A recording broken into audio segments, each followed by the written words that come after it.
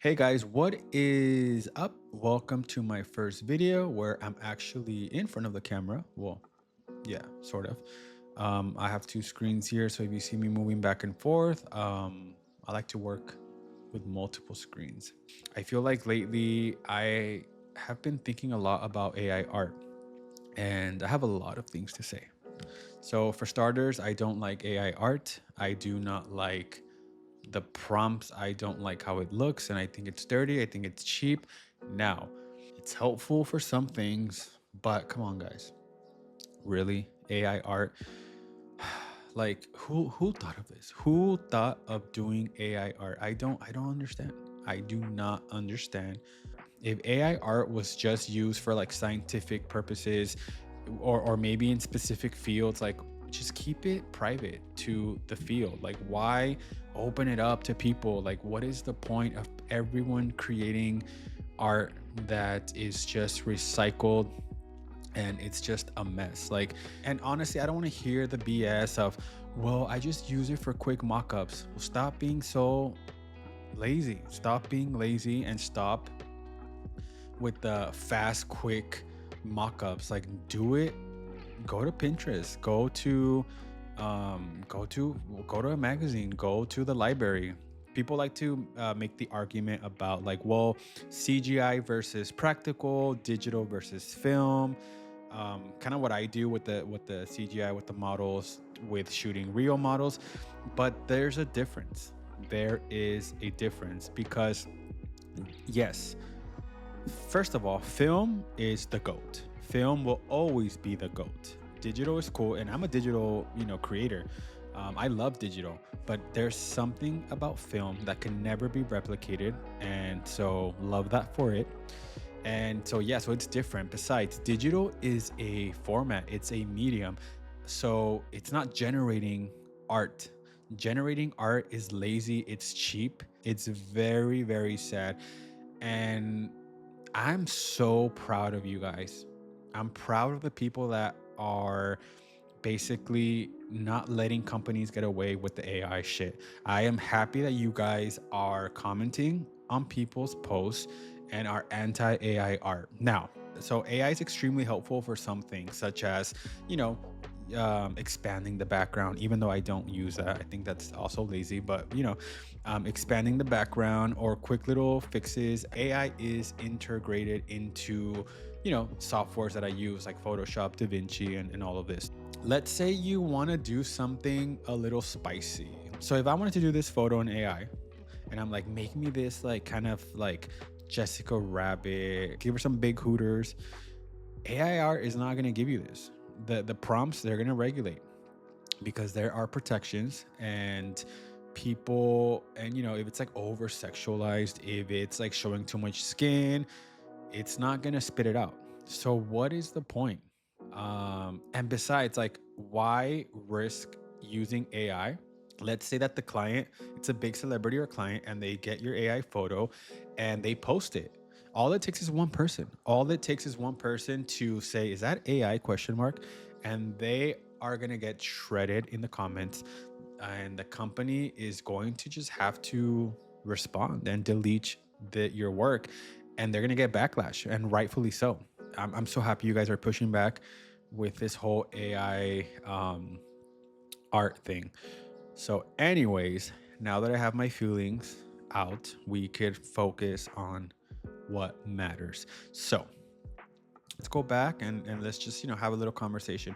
So, the way that I got noticed was I started creating these, I started working with a lot of makeup artists, doing a lot of beauty shoots, and I was just experimenting. I was experimenting with different lighting, different techniques.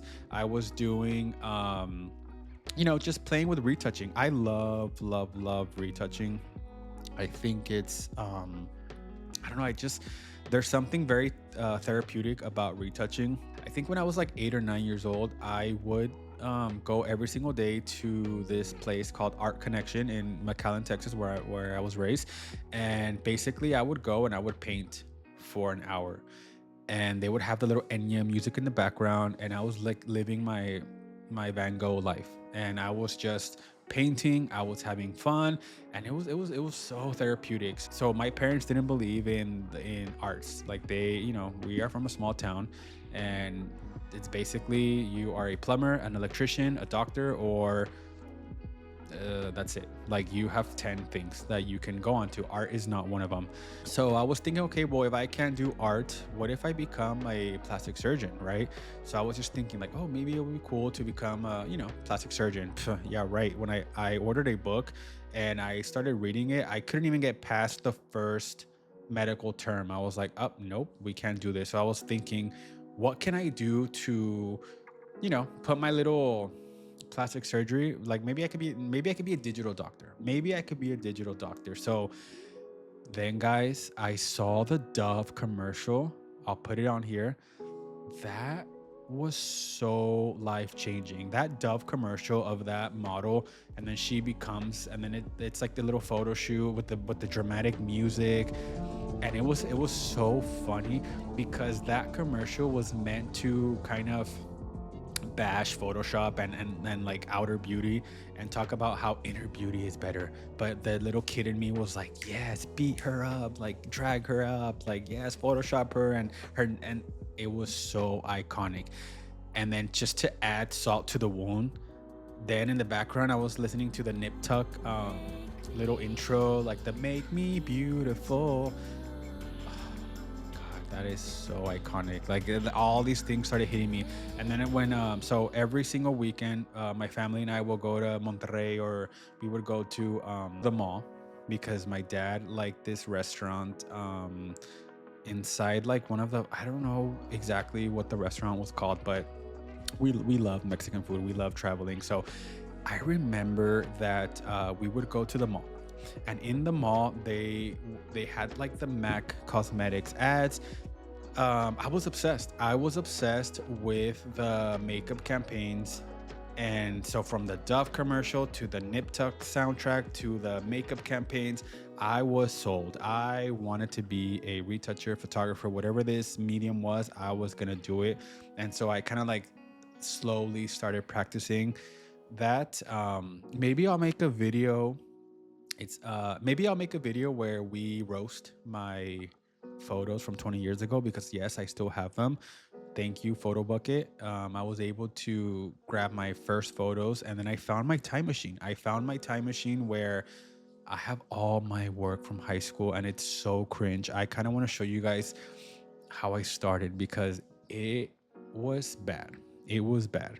My So I went to Parsons, the new school for design, and guys, you know how when you go to college and you have to write a paper, like an essay, thesis, statement of why they should accept you and kind of show a little bit of your work? Guys, I need to find that paper. I need to make a video. Just cringe, cringe, cringe, cringe. I don't know how I got accepted, and I got a scholarship, by the way. I got a scholarship, so shout out to Parsons. Parsons was amazing. One of the best times I've ever had going and living in New York. But so my paper was about my culture. It was about the Mexican American drug cartel war, but make it fashion. Guys, I'm telling you, if I did that today, I would be canceled and thrown in jail.